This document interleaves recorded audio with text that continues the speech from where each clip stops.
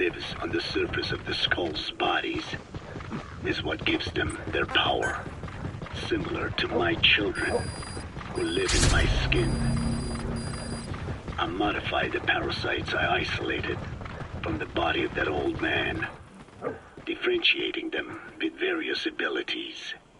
One that can blend perfectly into its surroundings by exposing the pigments in its cells at will. Another that, by harboring multiple species of metallic archaea, can oxidize and reduce metal. Isolating the one that covers and transplanting it into an artificial medium should provide the same abilities as the skulls.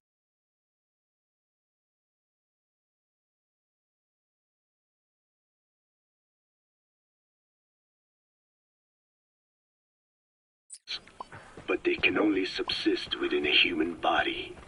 Once transplanted into the medium, they will eventually die. Another thing, the weakness of the one that covers is desiccation. Their surface moisture loss is greater than ours. The reason they give off mist is to alleviate this by releasing the salts inside them as microparticles. Water vapor condenses around them, appearing as mist. But this dries out the atmosphere until they cannot even produce mist. And once their supply of water from the host runs out, the parasites are in danger. They, along with their host, enter a form of suspended animation. However, a similar effect occurs if they come into contact with a large amount of water. Rain, for instance. The one that covers will temporarily abandon other processes in his eagerness to absorb the water. Make the weather. Subject on board. Leave the rest to us.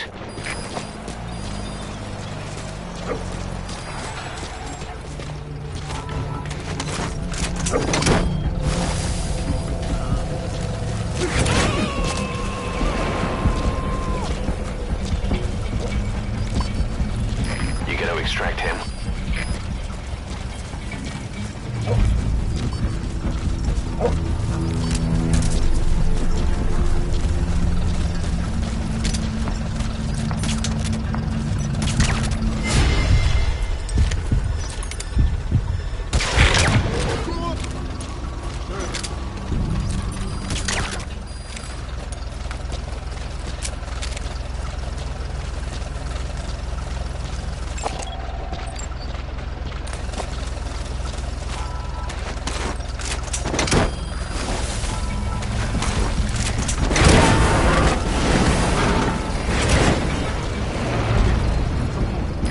Coming too. Roger that.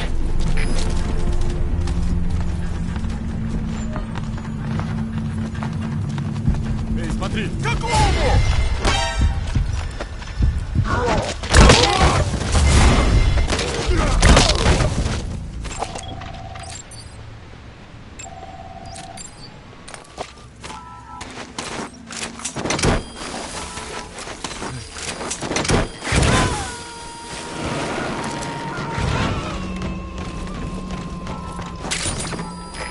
Extract him.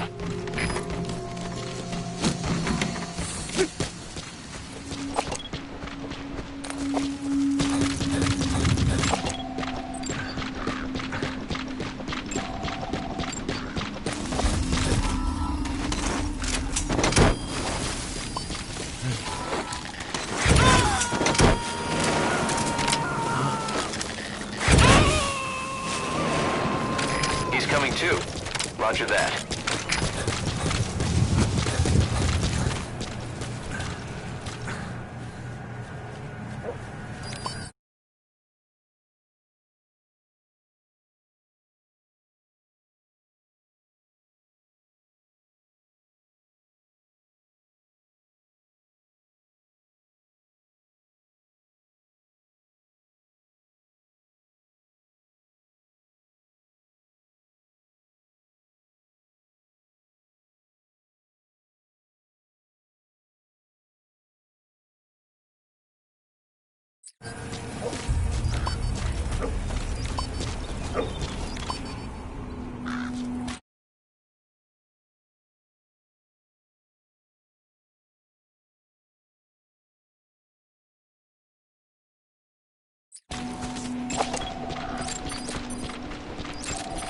Что это?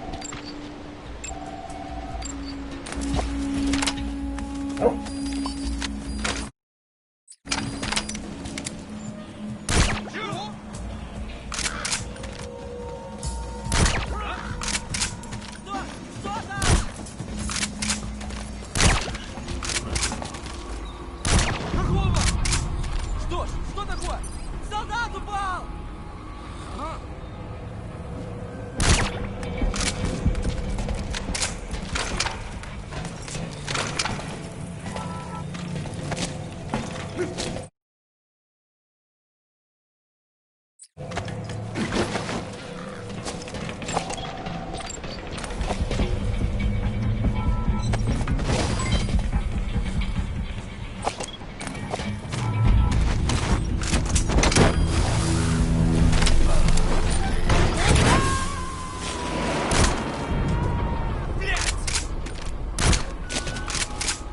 Subject on board.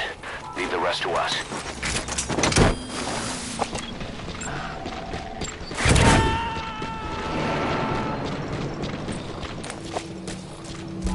He's coming too. Roger that.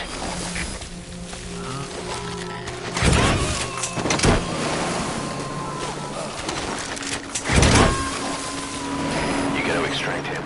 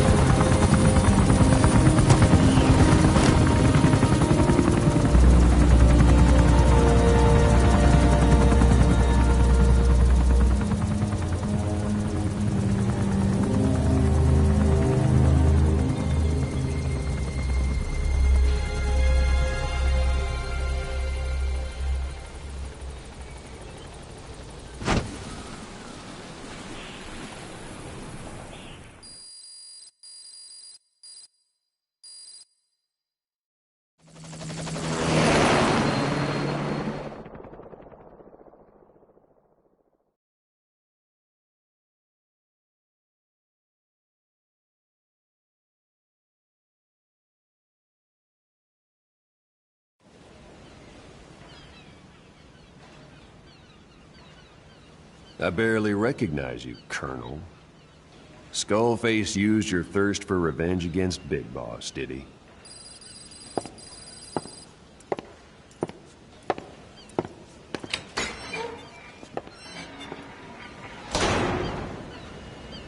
Boss, I've updated the mission list.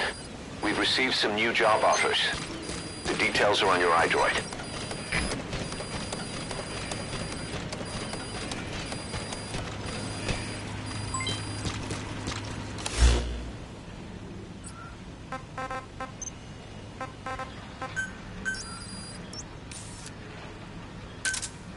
Roger. This is B-Quad. Arriving shortly at LZ.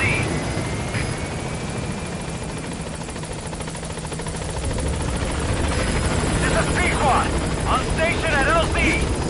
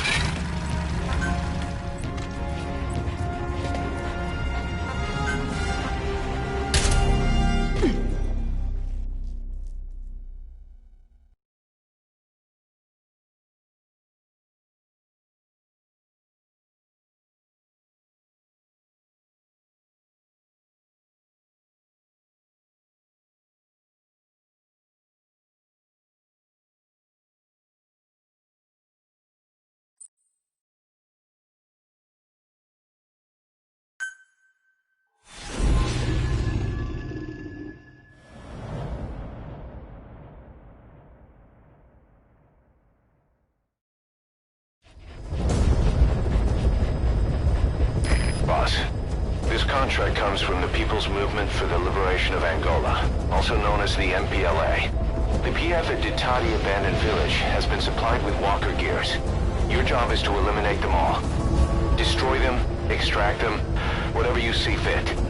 This just might get us closer to the walker gear supplier, Cypher.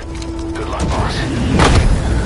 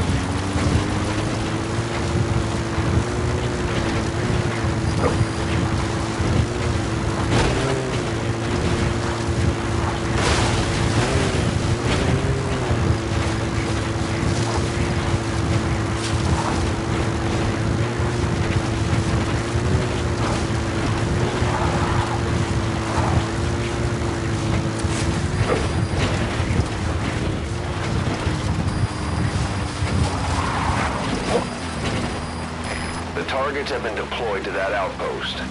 Find and eliminate all of them.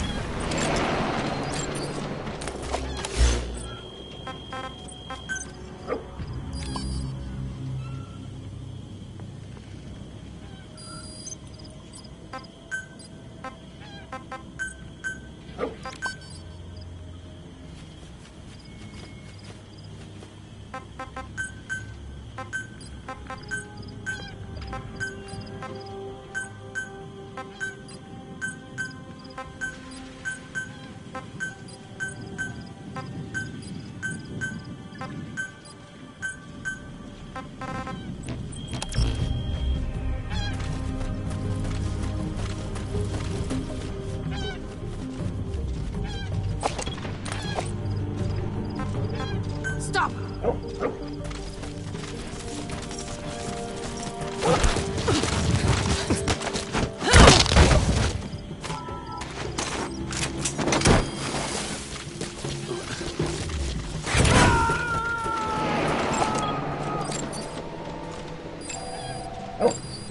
You gonna extract him?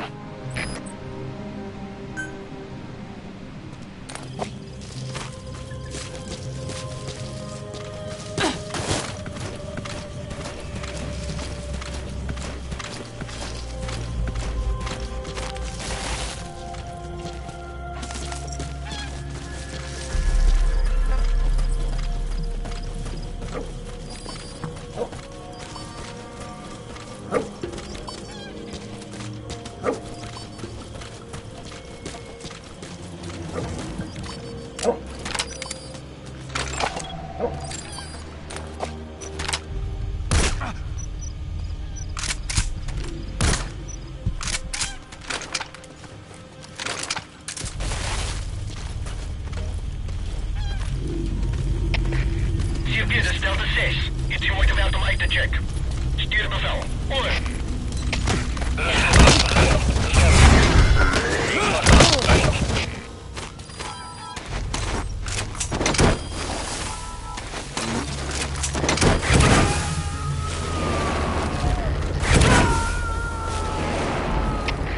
He's coming too. Delta 6. Roger that.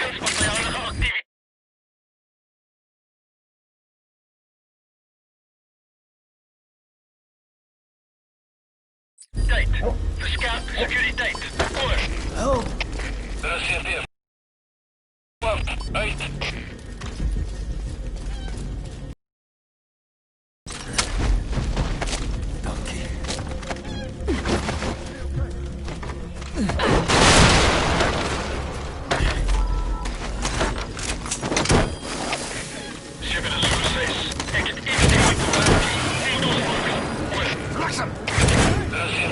Okay, subject is in. CP is Zulu 2. Onbekende ballon aangezien. Ons heeft waarschijnlijk een indruk. Zulu 2 was verkeerd. Kom eens, Zulu 2. Where are your friends?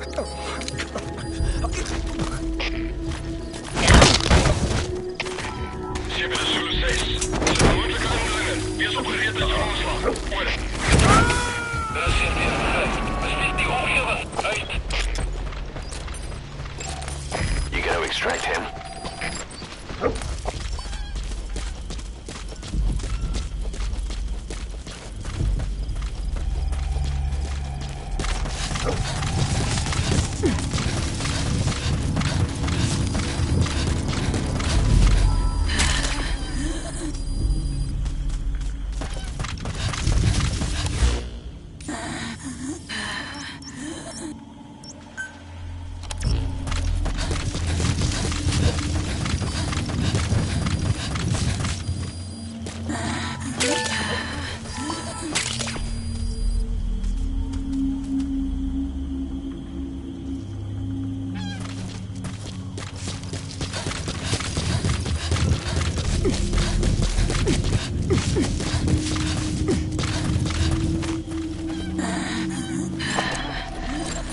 That's a target. Eliminate it any way you'd like.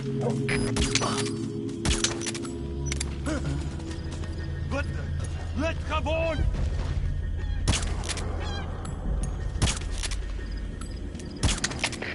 CP is Zulu 7. Iets vreemd aan de gang. We moeten ons voorgaan. Oor. Er is CP, begrijp. Bescherm securiteit en wees wakker. Uit.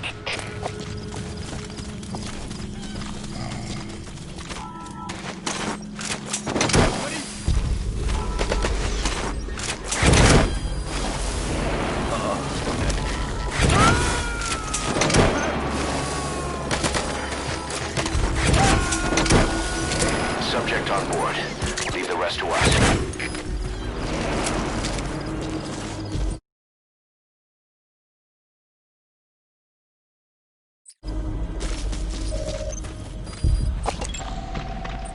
Flawless work. You never cease to amaze, boss.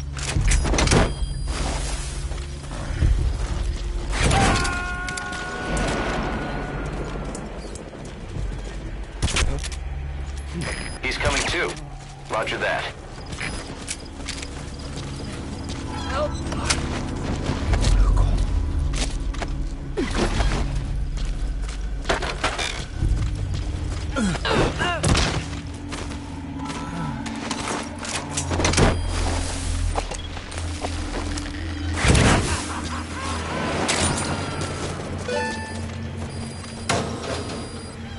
Subject on board. Leave the rest to us.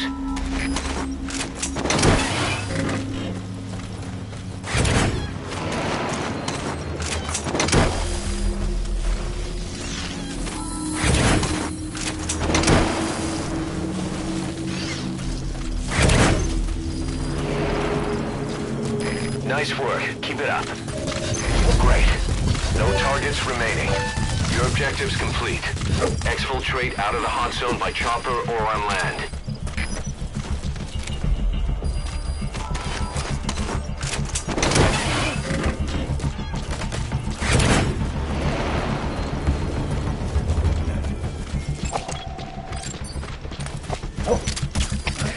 CP, dat is Delta 2. Pas een verdachte ballon gezien. Dat is moeilijke inbreken. Moet ik onderzoeken. Oor. Er is CP, begrijp. Alle eenheden. Wat voor gemoedelijke indringen zijn. Uit.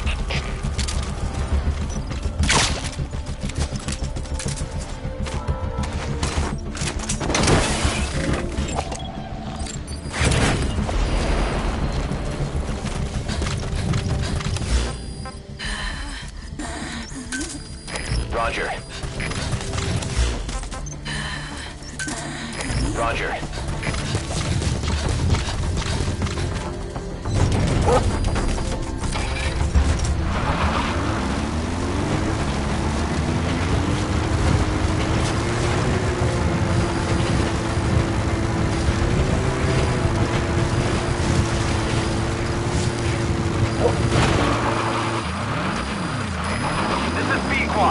Arriving shortly at LZ.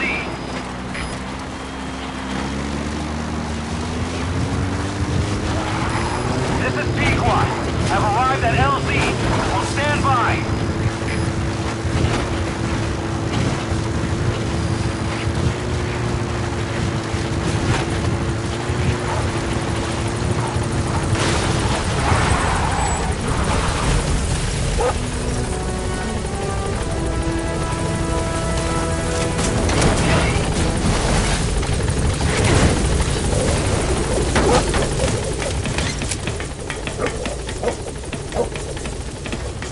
Gaining altitude.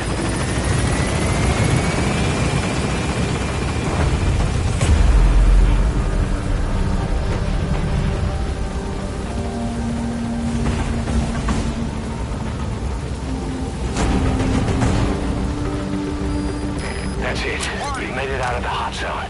No sign of the enemy. Mission complete, boss.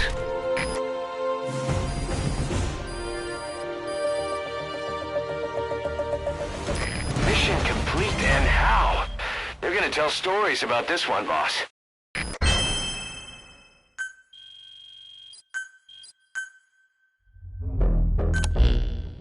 Boss.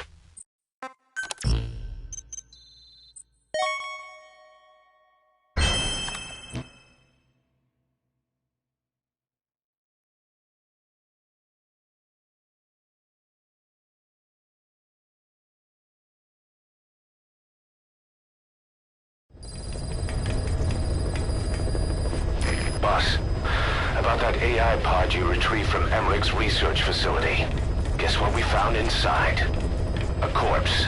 Human. The pod maintained a low internal temperature the whole time, and very little outside air got in. That would have slowed down decomposition. Still, the remains were mostly skeletal. Estimated time of death is between 6 months and a year ago. We put the screws to Huey about it. Listen to the tape. Turns out it was the body of someone we knew very well.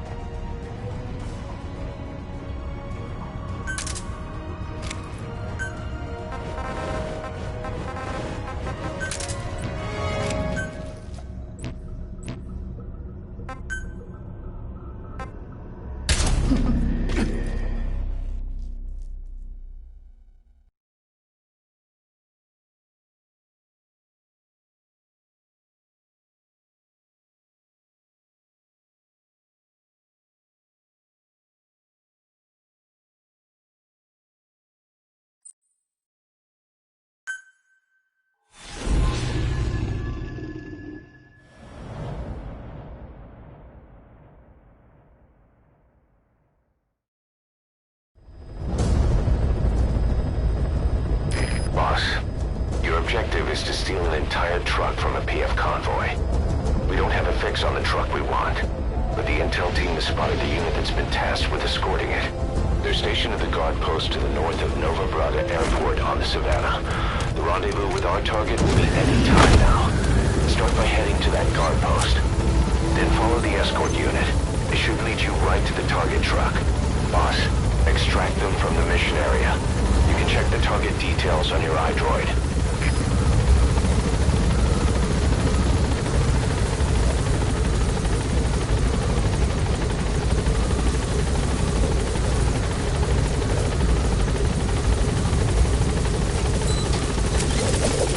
Be careful down there, boss.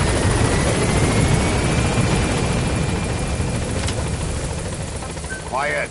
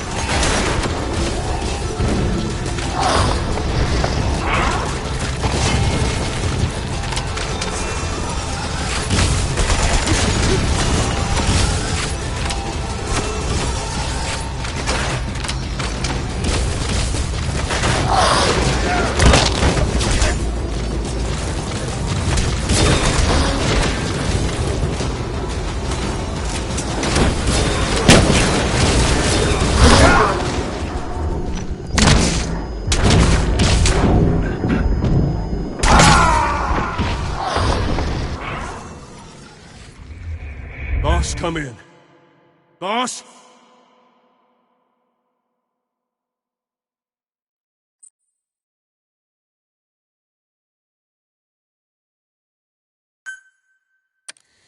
Extract the PF transport truck. Throw a wrench into Cypher's plans. See any clues in the guard post that will lead us to the target. Have a look around.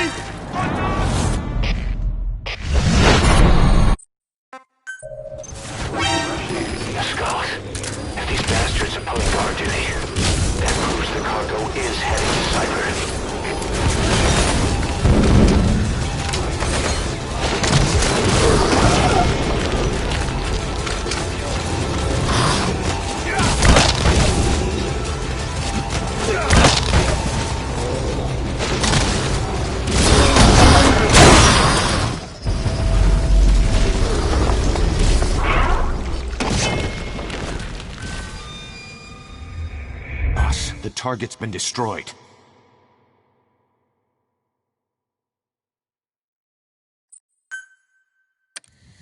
Extract the PF transport truck. Throw a wrench into Cypher's plans. See any clues in the guard post that will lead us to the target. Have a look around.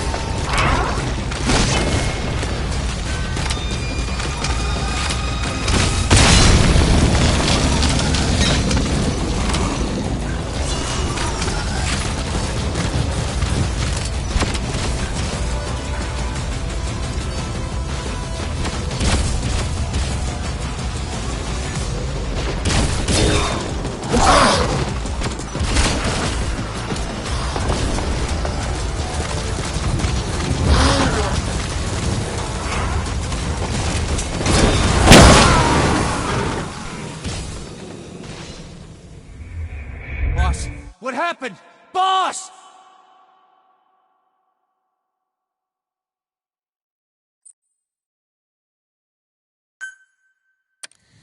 Extract the PF transport truck. Throw a wrench into Cypher's plans. See any clues in the guard post that will lead us to the target. Have a look around.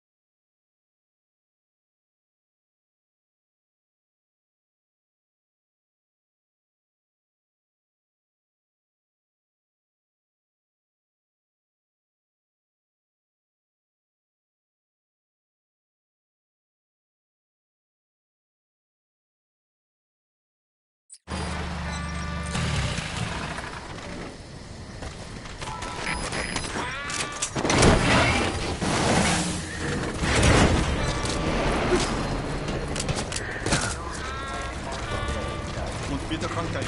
Volg mij.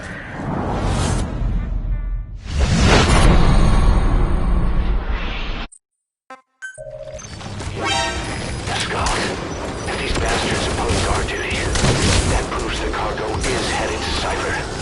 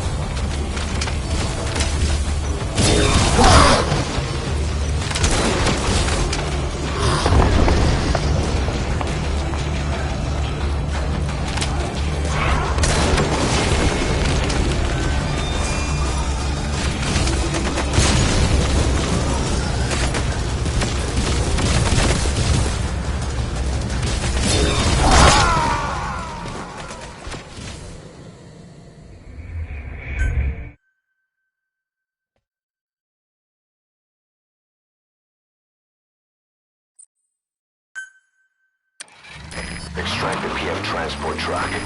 Throw a wrench into Cypher's plans. See any clues in the guard post that will lead us to the target. Have a look around.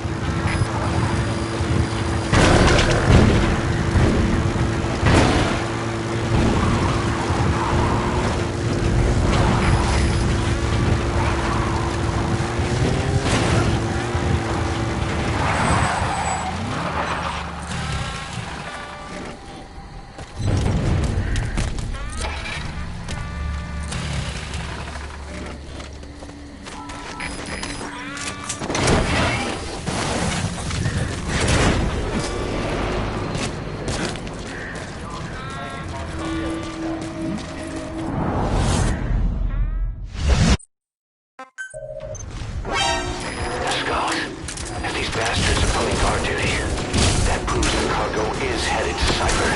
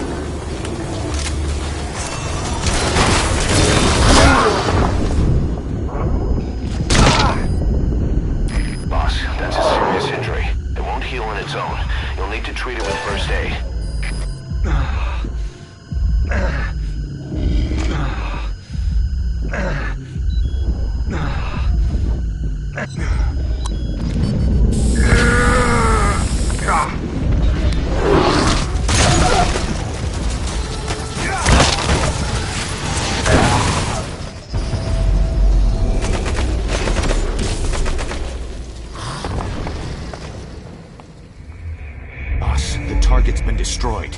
Mission failed.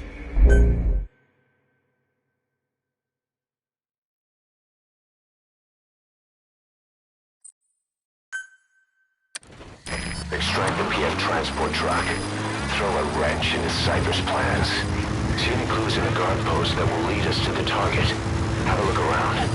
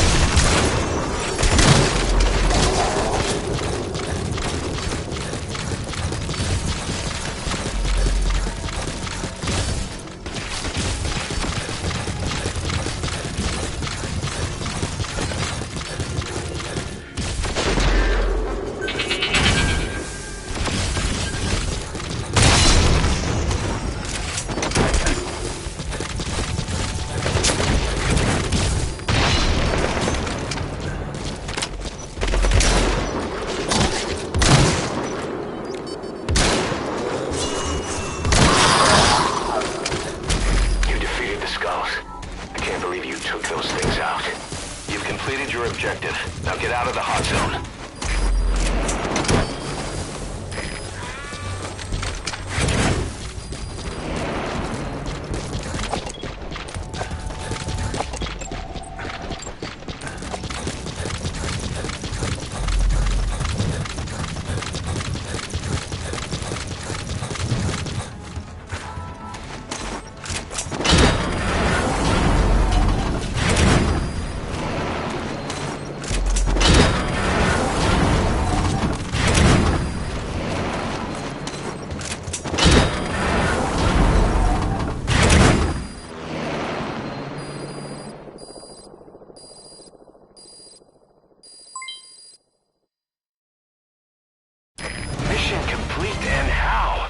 They're gonna tell stories about this one, boss.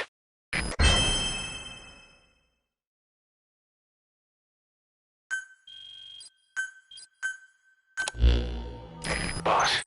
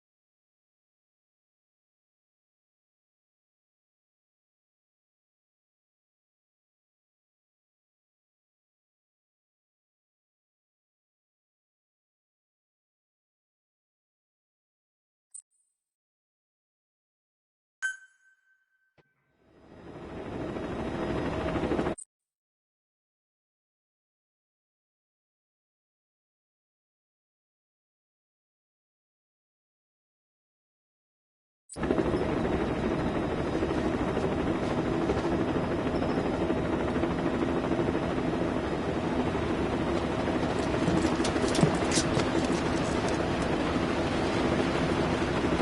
raining.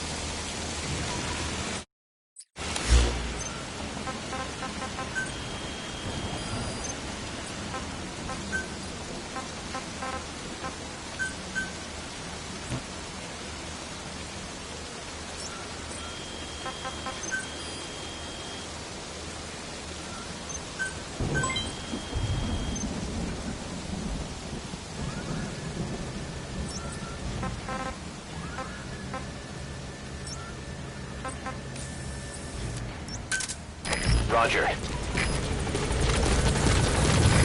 This is B-Quad. Arriving shortly at LZ.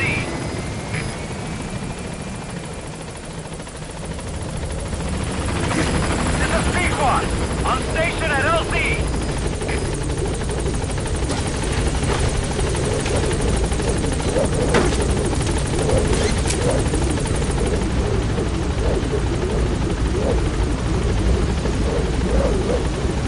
Gaining altitude.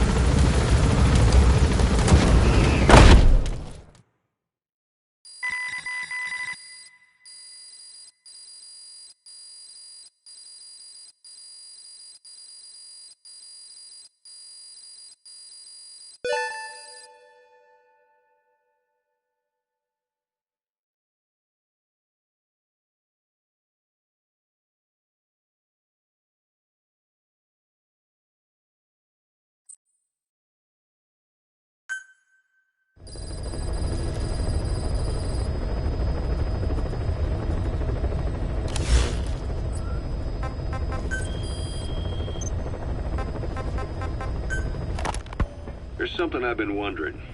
Why are you called Code Talker? During World War II, the U.S. military used the languages of different tribes, including the Navajo, as codes, right? I know the term Code Talker was used to mean people sent to the battlefield to speak in those codes. Were you one of them? Our mother tongue was indeed used for war. But I did not go. I was already over the conscription age. However, I was made to help craft the codes that were spoken. So in a wider sense, you could call me a code talker for that. Navajo is a complex language, and virtually no one outside the U.S. speaks it.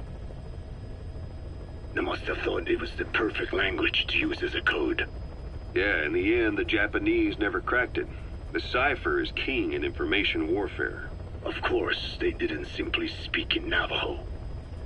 They created substitutions for words according to a code book, and then translated those into our language. Young Diné was sent to the front lines of the Pacific Theater as code talkers. To fight is an honor for the Diné. They were the pride of our people. But I cannot say this history brings me joy. Words are alive. When they are spoken, life is breathed into them. They become a part of the listener.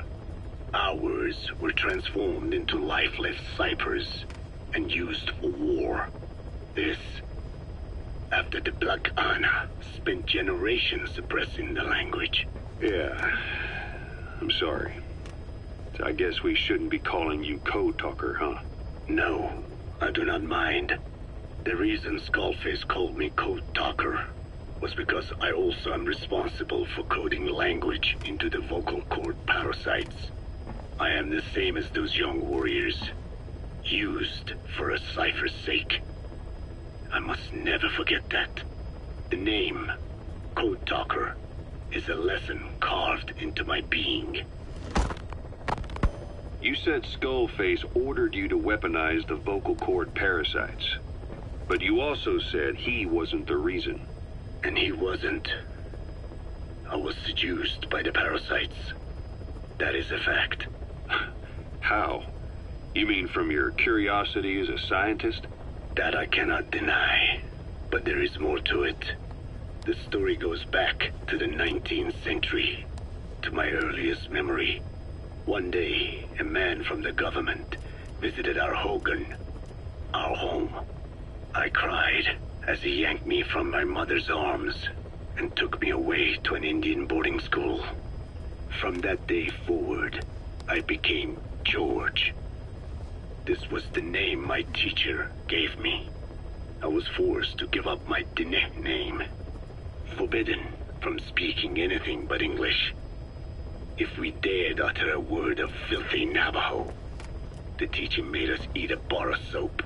Yeah, that was the U.S. government's education policy for Native Americans. To erase our words was like erasing our people. Their education was tantamount to ethnic cleansing. Over time, the overt persecution of our language stopped. But to this day, it continues to be eaten away by the lingua franca, that is English. Many of the Diné outside the reservations can speak nothing else. And it isn't just our language.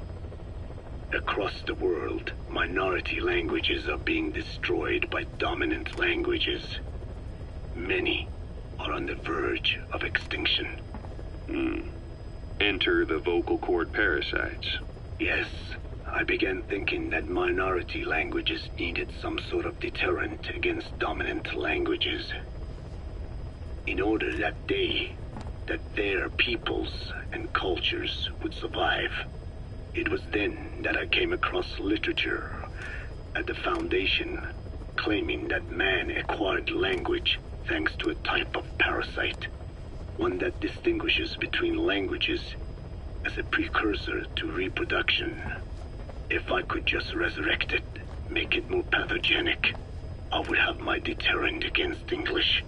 But I failed to hide that aim from Skullface. He noticed. Yes, I wanted to retaliate against the English language. though never did I intend to actually use it as he planned. You know how the story ends. I was forced to study how to make the parasites compatible with all the world's languages. All but English. However, he in fact secretly isolated an English strain. I will not be held prisoner by the man's phantom. The English strain must not be allowed to exist either.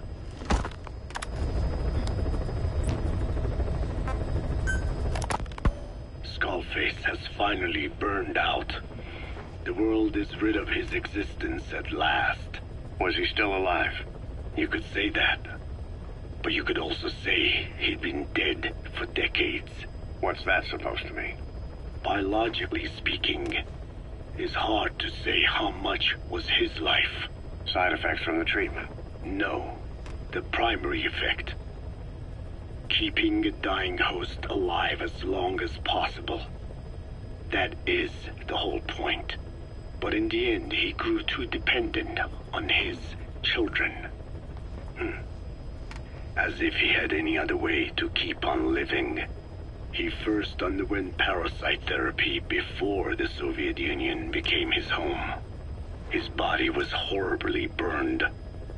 Fire washed across his thin young frame and stole his skin and his throat, even his lungs.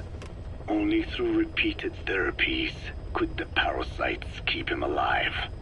Most of his life became something the parasites gave to him. And then he lost the ability to die. That is correct. The parasites live on past the host's death, still aiding cell composition. At that stage, there is no way to extract them from the host cells. There is no way of knowing when the last cell of Skullface's body would die.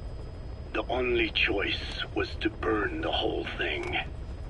And his children, along with it.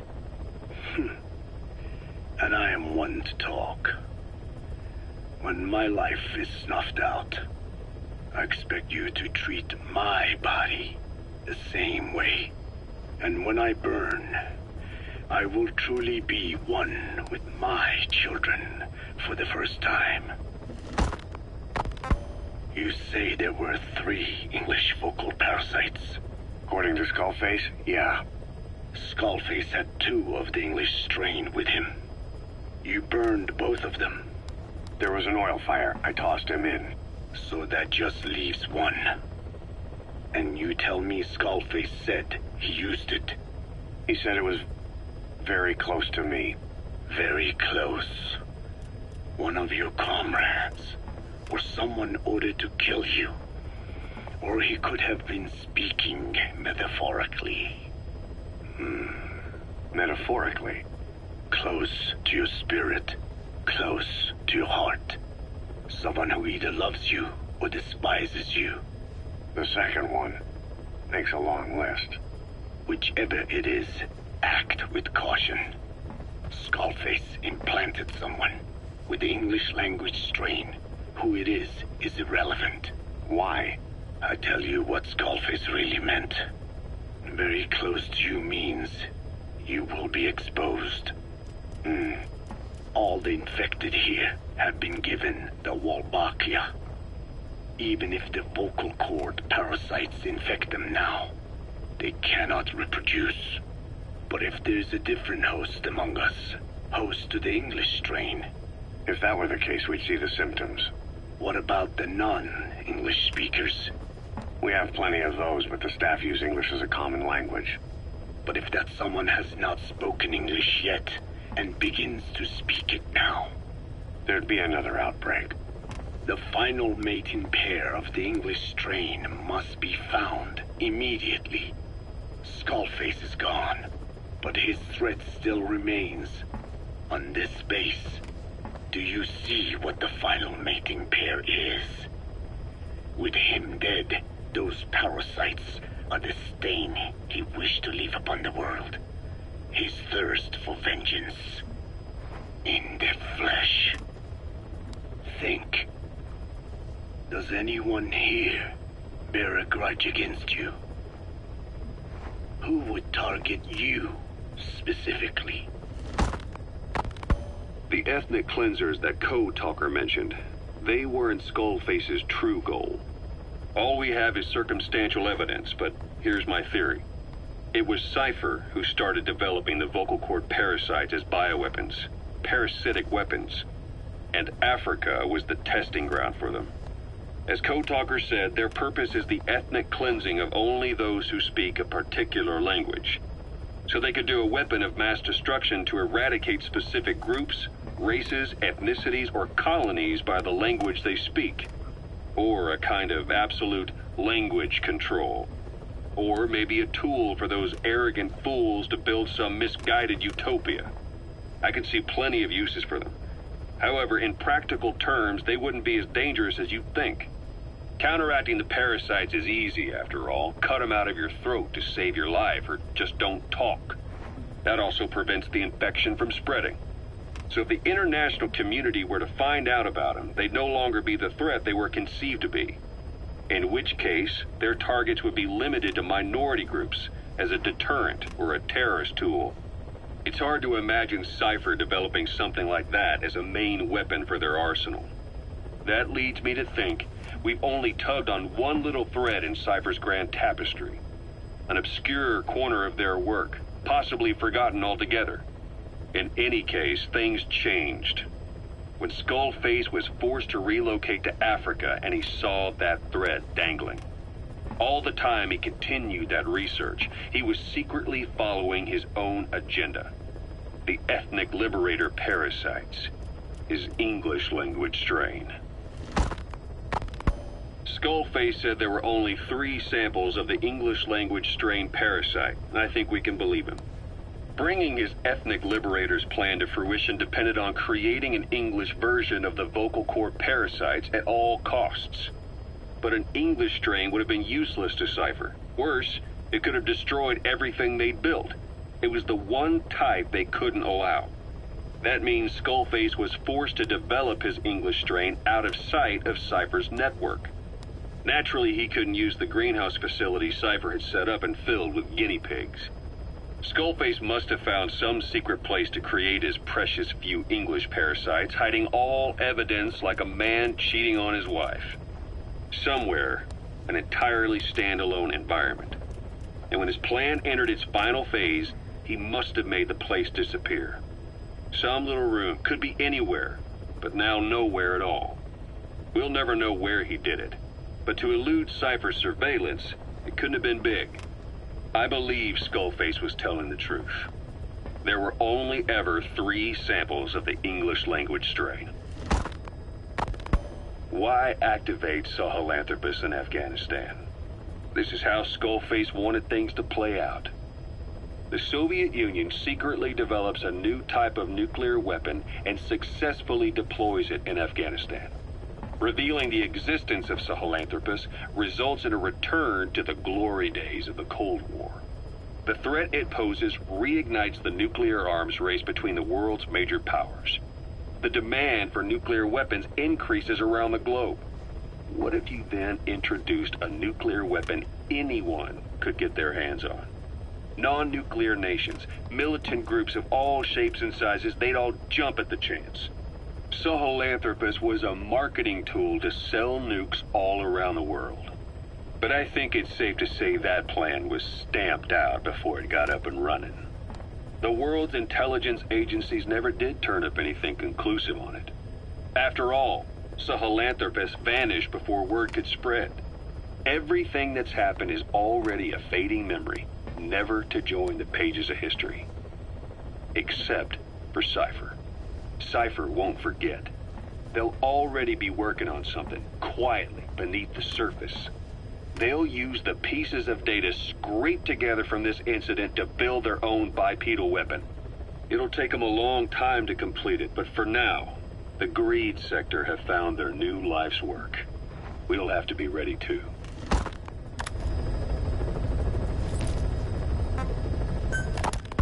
Hewitt's dug up some interesting facts about our skull-faced friend. 9 years ago, he was exiled to South Africa, stripped of political power. The upshot's that he ceased being a serious threat, in Cypher's eyes anyway. They eased up on surveillance, giving him an opening to establish his own military unit, one that answered to his will alone. Those men likely had no idea their orders were coming from Skullface. They probably didn't even know the organization was a part of Cypher at all. Anyway, it was in South Africa where he found renewed interest in parasites. And when he discovered the vocal cord parasites, he began to make his plan. Wipe the English language out of existence. Free the world, not by taking men's lives, but by taking their tongues. In his eyes, the greatest symbiotic parasite the world's ever known isn't microbial. It's linguistic. Words are what keeps civilization, our world, alive. There was something Skullface said. America is made up of many peoples, but those peoples never mix. Quite so. One nation, home to hundreds of different ethnic groups, many of whom stick to their respective living areas. Little colonies, not interacting with other groups, going out of their way to avoid one another, their land, organizations, relationships. Thus, the United States of America is no melting pot. It is more of a salad bowl. It is not made up from one people, but for its minorities to function in society, a common ground is needed. Language. Even if the country is not one. No, because it's not one, a lingua franca is necessary. English. American hegemonism was born from the illusion that English could unite diverse ethnicities. In taking in people from around the globe, America became a microcosm of it. Now the boundaries between it and the rest of the world have become blurred. However different our neighbors may be, English enables us to create symbiotic relationships with each other. If English can bring unacquainted neighbors together in America, this should hold true for the world. This salad bowl that is the world can also become one.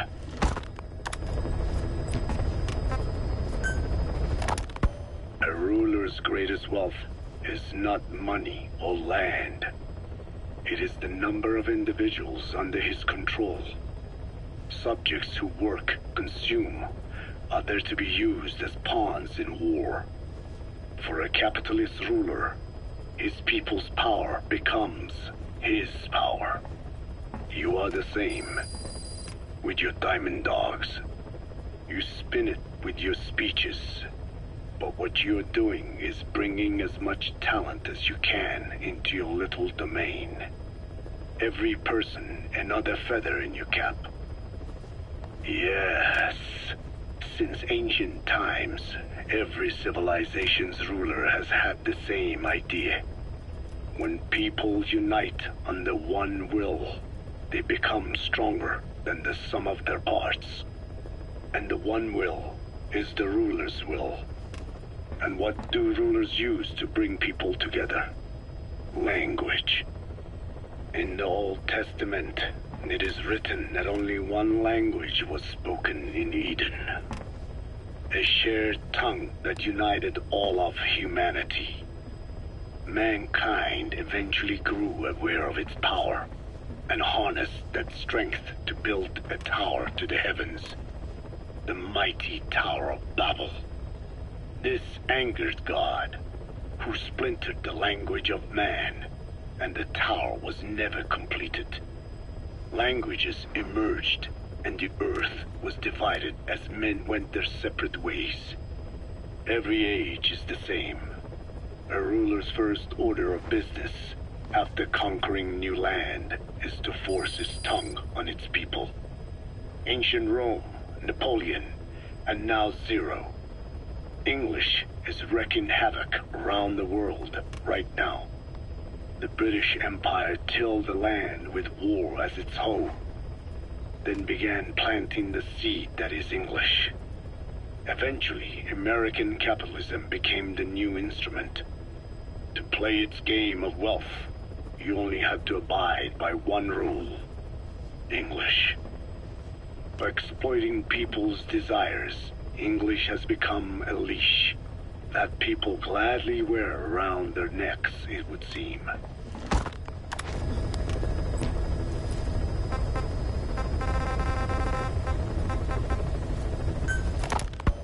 Fine. Yes, Strangelove was doing AI research in that lab. Why hide that until now? Why? Okay, so what? I wasn't working alone. You've got to understand. You do understand, right? I didn't want to drag her into this. It's my load to bear, alone. So you didn't create the AI intended to drive Sahelanthropus. It was Strangelove. Skullface was never in favor of AI control. So naturally they argued. Strangelove, she got him angry and he killed her. How? You didn't see it? So you found her inside that pod after the fact. And you just left her body to rot in there. Or perhaps you put her in there afterward. I asked him not to take her away from me. So she was killed by Skullface, but you asked nicely, and he put her body in the AI pod for you? That's right. Pathetic. You know, we have another idea. That you killed her. Me? I couldn't kill her. You killed her and locked her body in the pod. I wouldn't. Don't treat me like one of you. I can't just kill anyone whenever I feel like it. I'm a normal human being. Oh, I see. So you just shut her inside and waited for her to die. I would never do that. What, you mean she killed herself? Yes. She climbed inside that pod and shut the door. It can't be opened from the outside. It was suicide. Suicide, I said. She killed herself. She got in when I wasn't looking and suffocated. She'd often try to do things like that. By the time I realized and opened the door, she wasn't breathing. I got scared and shut the pod again. I couldn't bring myself to open it back up. That's right. Me? Kill her? What is wrong with you? I see. Just tell me one more thing. Haven't you gotten enough today? Okay, I see it's a painful memory. You don't have to answer, just listen to the question. You see, we examined her remains. She had a scar on her lower abdomen, a surgical scar. It had been stitched up and had fully healed, meaning it was long before her death. She had a child, didn't she? Your child. Where's the kid? How should I know? So there is a child. I've never seen his face. What do you take us for?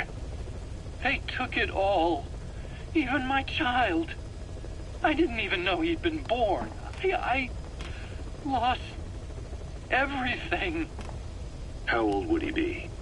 It's 4 years since then. And you know it's a boy. Strangelove said so. And his name? We called him Hal, even though I never saw his face.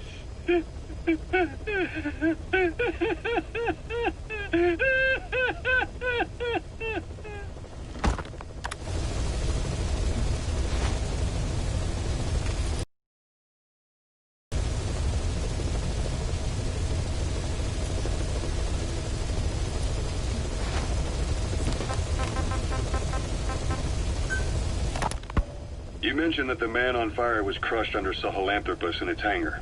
Yeah. He was caught under the wheels of its transport platform. But his body wasn't found. What? We searched the area the moment we arrived, but there was no trace of him. I wasn't hallucinating. I know. I trust you on that. That means someone must have taken the body. But when I got there, everything was still as it was. Even Skullface hadn't been touched. I can't see a reason to sneak into a place like that and drag out the biggest, heaviest guy there. What are you getting at? Only option left is, he got up and walked away. That platform ran him over. Just ran him over. You're saying that's not enough? I don't want to believe it, but maybe not. He shrugs off bullets, even rocket strikes. There's no reason to think that would finish him. It seems ridiculous, but I'll start gathering eyewitness accounts just in case. If you dig up anything concrete, I want to know. You'll be the first, if I dig anything up. But I hope to hell I don't. No kidding.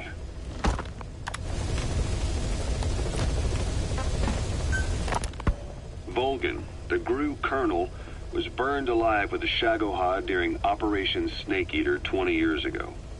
Despite suffering severe burns to his entire body, he still clung to life.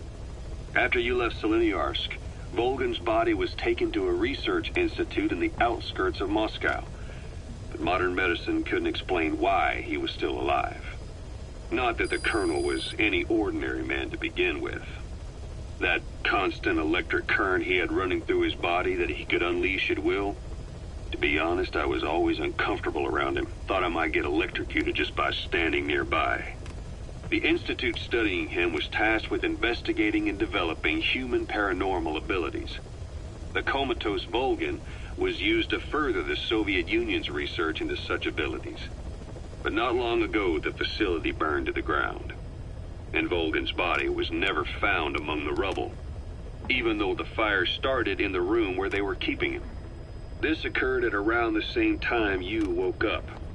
If Skullface was right, and a thirst for revenge can turn a man into a demon and keep the dead alive, then this man on fire who's been coming after us ever since you woke up, well, that just might be what's left of our old friend Volgan. It's not over yet. Back in '64, in Seleniarsk, you brought his plans for a utopia down in flames. That grudge is what's keeping him alive. The day the research facility holding Volgan burned down, a Soviet jumbo passenger jet happened to crash nearby, far away to the north of that hospital in Cyprus. On board the plane was a young boy who was being studied at the same facility. The plane fell to Earth from over 8,000 feet, but the boy's body was the only one not recovered. At almost exactly the same time as the crash, Volgan awoke in that facility. According to the Research Institute's documents, the gifts this boy demonstrated included psychokinesis and telepathy. To protect his mind from being inundated with other people's thoughts, he always wore a kind of gas mask. A rudimentary form of psychic insulation, apparently. We don't know where this boy is, but if Skullface is connected to him, we may cross paths with him yet. This boy is part of a new age, where nothing we understand about the world makes sense anymore. Don't let your guard down.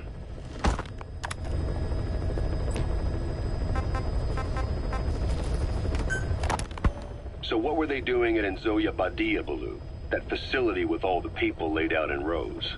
The abandoned factory Shabani was held in. It is precisely as you guessed. Black Anna was coding languages into the vocal cord parasites. They infected the subjects with the parasites, then made an incision in the throat to expose the vocal cords. That allowed them to play recordings of a desired language directly to the parasites. And the parasites learn the languages that way. That's some teaching method. I just don't get how a bunch of bugs had the brain power for it. They don't. Do not judge them by human standards. They do not learn as a function of intellect. Then how do they do it? What language the parasites react to is coded into their genes.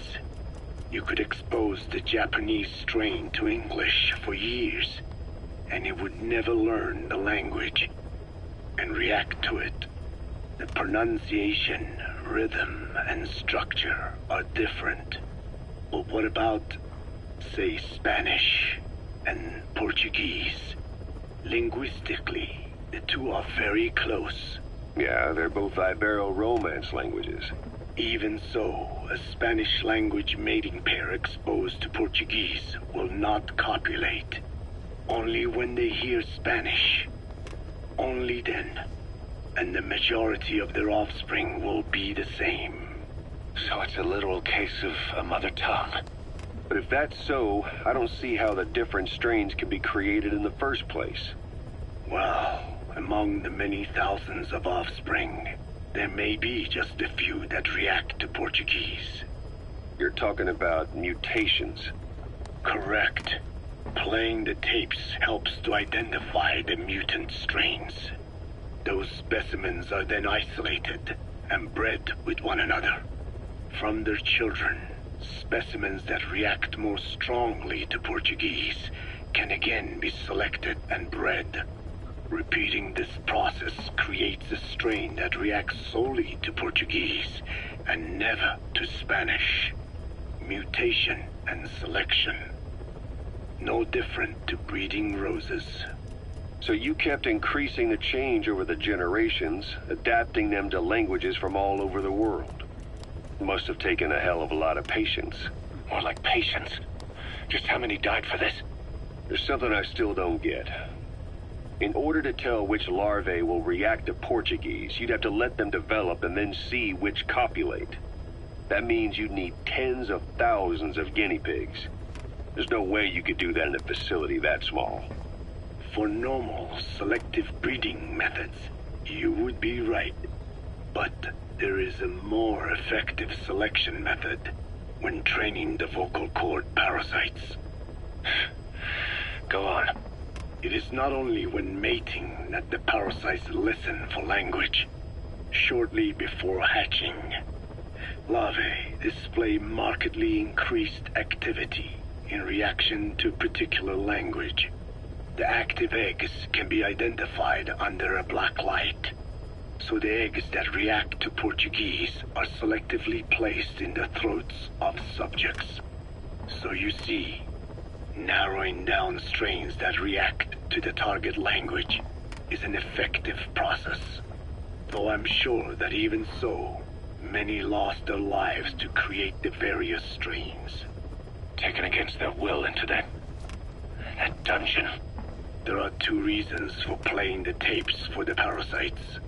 One, to isolate the eggs that respond to the target language. And two, to cause the specimens raised from the selected eggs to mate. I get how the system works.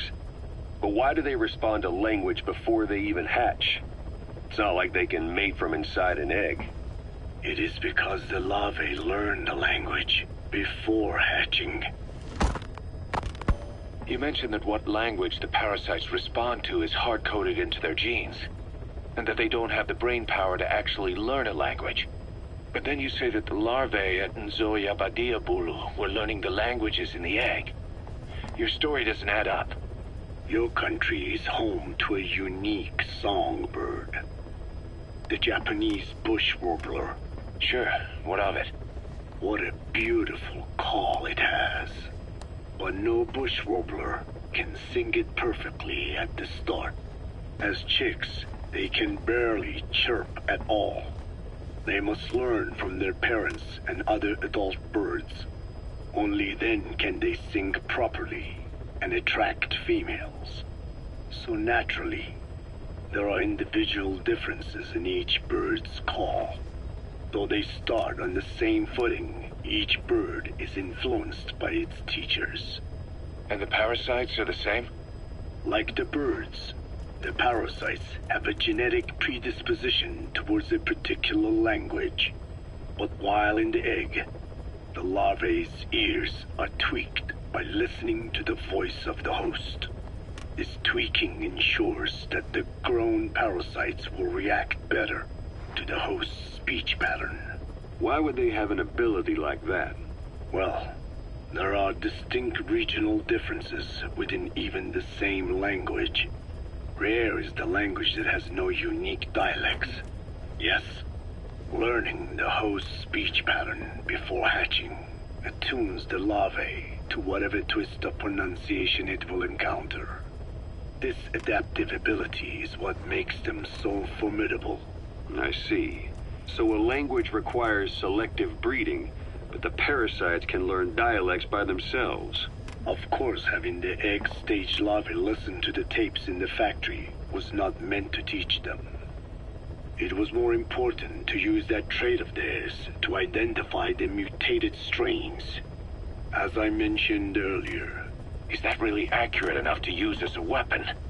You could wipe out a neighboring ethnic group by accident if their pronunciation is too close. What you say is true. In that sense, they are imperfect as ethnic cleansers. But for his purposes, they are good enough. His objective was not to exterminate any one ethnic group, but to render the world's lingua franca, English, inert.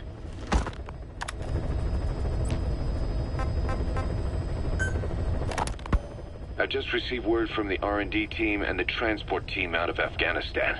They finished installing Sahelanthropus on the base. It's ours now. All right. Don't let any of the staff touch that thing. Especially Emmerich. Of course. That guy's crush on Sahelanthropus is beyond a joke. Guess he really wants to see his tech stand on its own two legs this time. That's not gonna happen. I know it. So you've got no plans to make it operational again? Damn right. Boss, I want to hear it straight from you. Hear what? What the hell do you want with that thing? The drive is busted. It's not like it has a nuke on board. Even if the metallic archaea could turn it into a nuclear weapon, all it can do is self-destruct. Sahelanthropus just isn't a weapon anymore. It'll draw unwanted attention without even being a deterrent. I know. The weapon's development strut sank 2 feet under that thing's weight. That's 1 year's drop in a single night. We've started on reinforcing the strut, but there's no guarantee it'll hold up if a storm hits. I know that too. Boss, why keep it? It's a mark. Us Diamond Dogs, we don't have a country to call home. That means we have no past, nothing to prove that we lived. Every one of us threw it all away when we came here. Sahelanthropus is a symbol to show that the likes of us brought at least one crisis to its end. A mark in history. So we can't just fade away. It's of no practical use to us. But we still need it. A symbol of what we've done. I'm glad I sounded you out on this. Snake, on behalf of all of us, I want to thank you. I don't need gratitude. I need security. Keep Emmerich away from that thing. Roger that.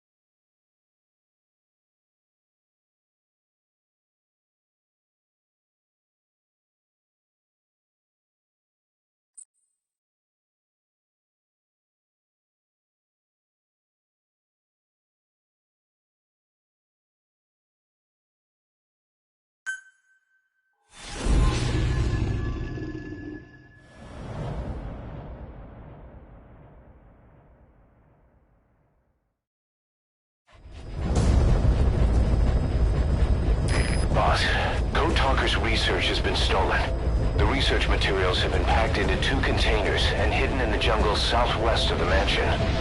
Enemy extraction choppers will be there any minute. You have to find and retrieve those containers before they arrive. That area is being guarded by zero-risk security, and their client is XOF. If the choppers make off with the containers, that research will end up in Cypher's hands. That cannot be allowed to happen. One other thing, boss. We need a cargo-capable Fulton extraction device to recover the containers. Use your iDroid to order its development and have it dropped in. Be careful down there, boss.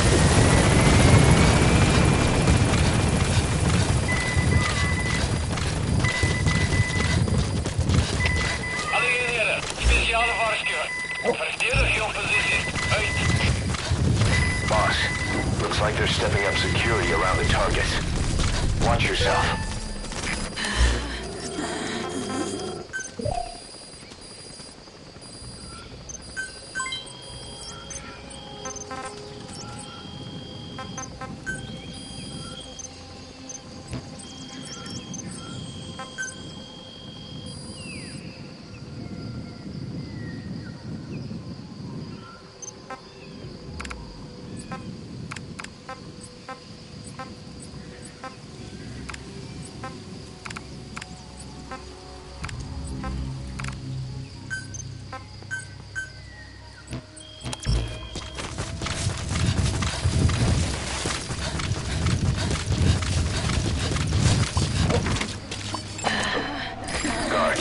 They must know where the containers are. If you can just squeeze it out of them.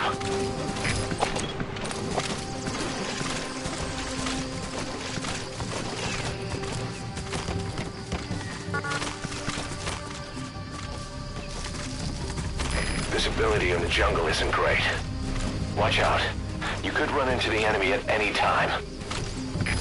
Please, feel the roots. The branches become one with the forest.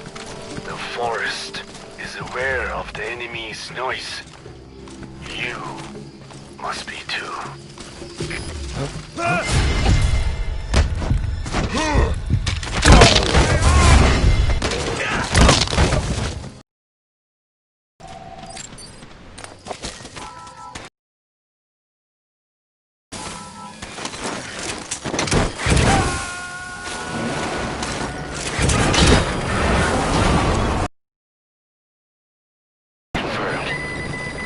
One target. Boss, our early warning radar just picked up the enemy.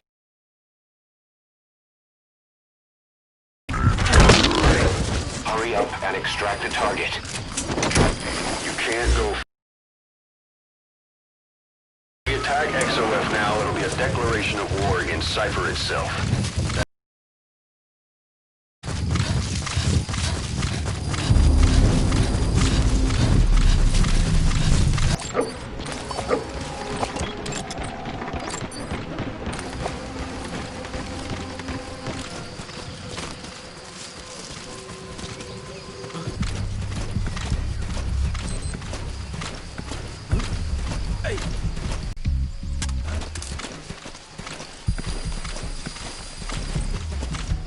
Hold him off!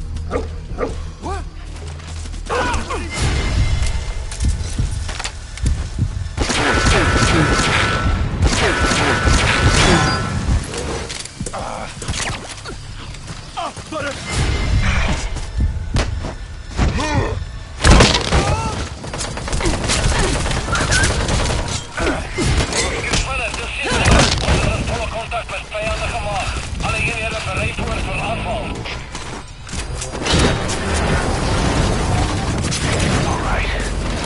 Extraction confirmed. We've avoided the worst possible outcome. Exfiltrate the area. Go ahead and call the chopper. You can also exfiltrate the mission area by land.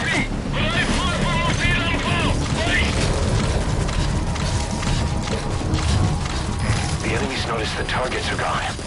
They'll be looking for you. Hurry up and exfiltrate the hot zone.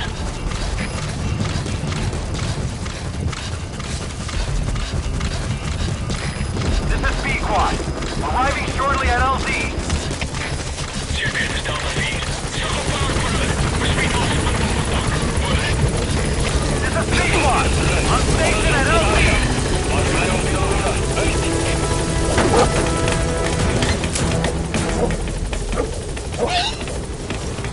Gaining altitude.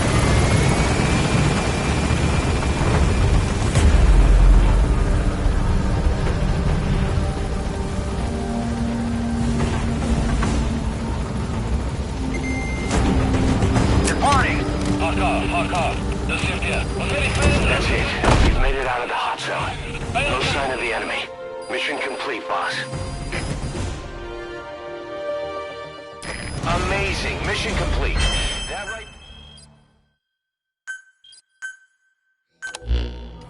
Boss, we got Code Talker's research materials back in one piece. The medical team has them under lock and key in the quarantine facility. The materials should help their research into the vocal cord parasites. Cypher won't be getting their hands on them now.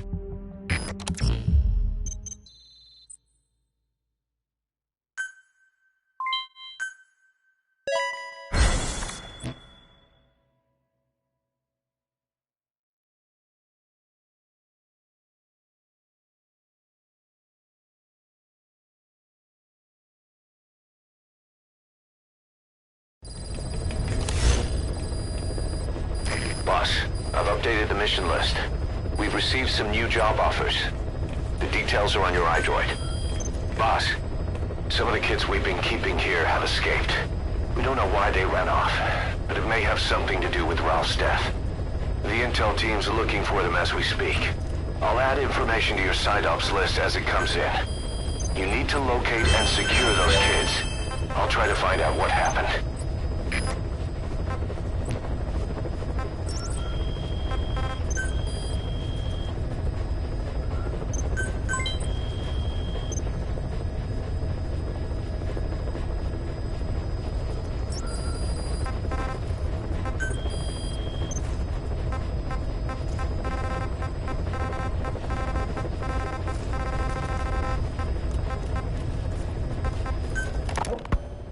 I hope you bought a better hamburger this time, Kazuhira. Right. Well, The last one was lacking in every way. The patty was too thin, the bun too dry, and the lettuce days old at best. hey, that was 100% all beef patty, and no shortening in the bun either. Nature's blessings, unadulterated, in hamburger form. Is that it? But when taste falls short, so does our gratitude to nature.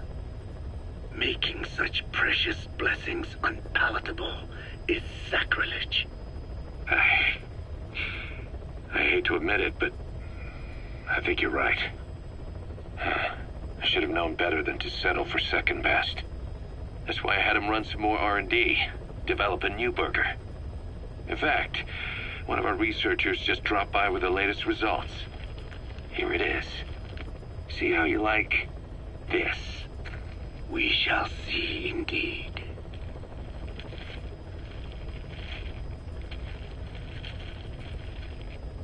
I thank you for this bounty, Mother Earth.